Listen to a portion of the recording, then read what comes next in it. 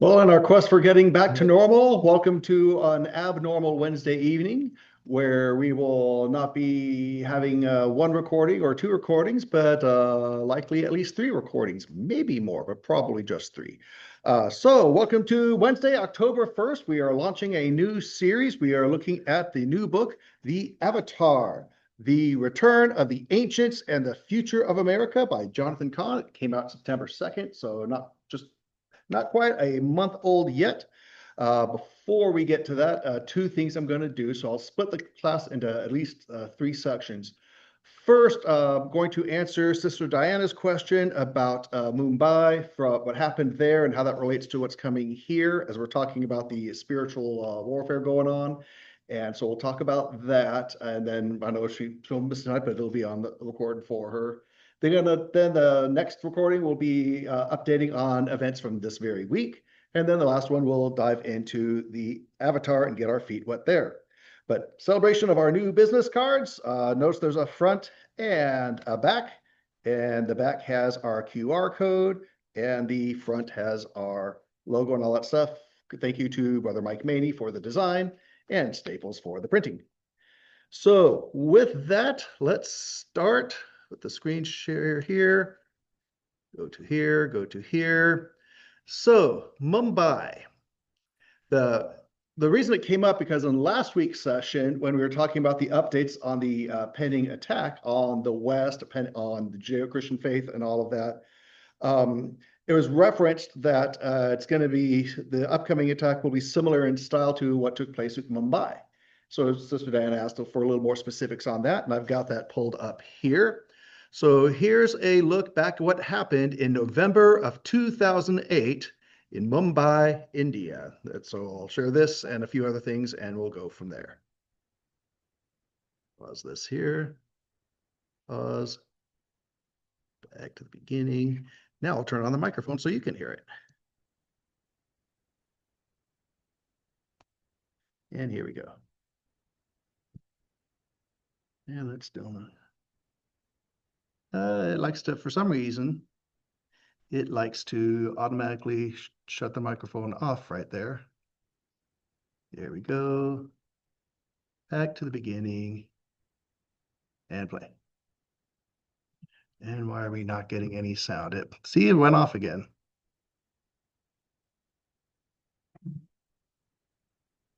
My apologies. Back to the beginning. Play. Put the sound back on. See, you see what I'm talking about, right?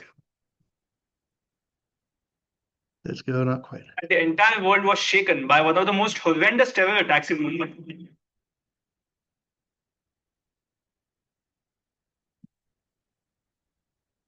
On 26 November 2008, one of the most horrific terrorist attacks in Indian history, known as the 26/11 Mumbai attacks, unfolded in South Mumbai.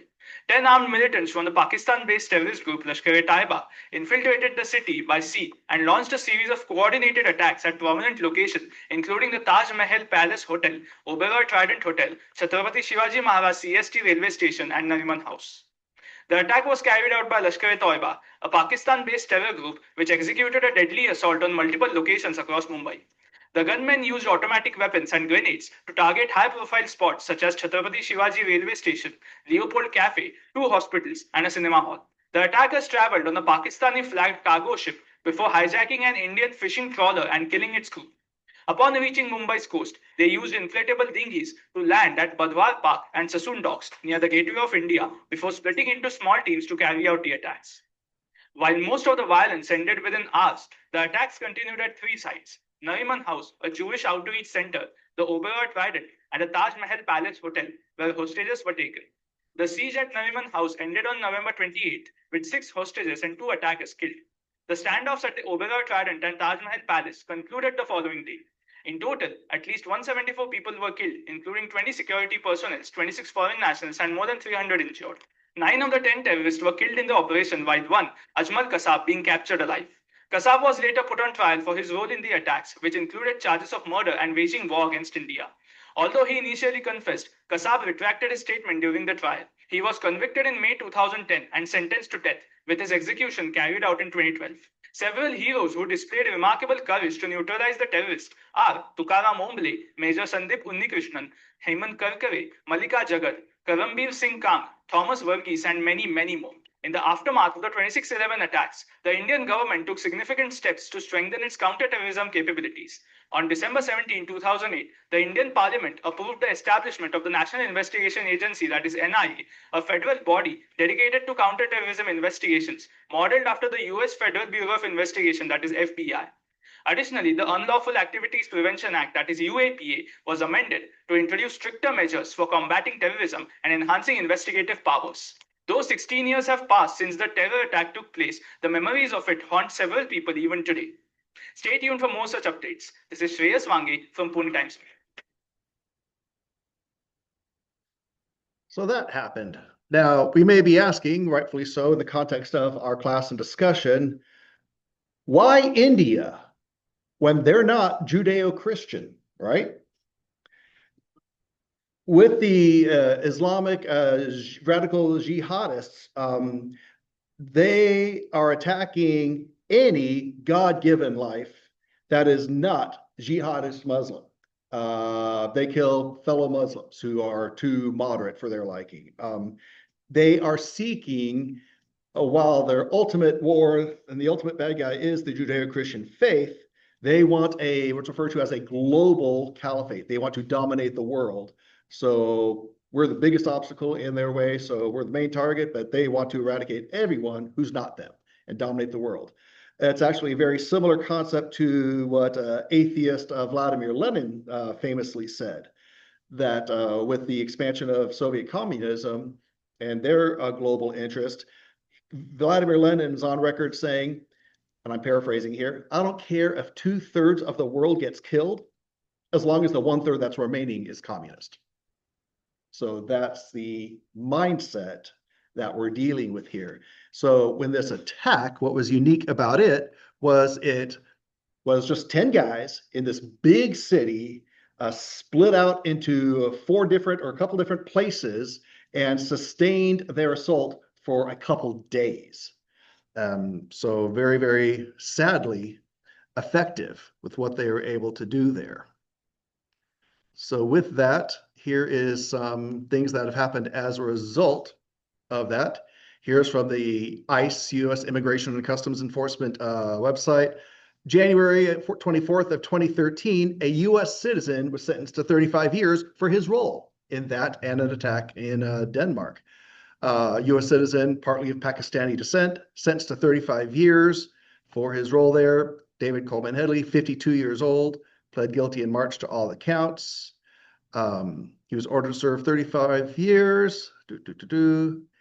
He testified that he had been to the area on 5 separate occasions between 2002 and 2005 and was instructed by this terrorist group, which has connections to Al-Qaeda, to go out and do the surveillance so that the attack could take place. And so all those crimes he was found guilty of. So that's a U.S. citizen who was involved in that. Go ahead and close that here. Was Pakistan descent David Coleman Headley? Mm-hmm. That's about as whitewash as you can get for a name. Yeah. And we'll actually see another guy from Canada who changed his name in this next one here.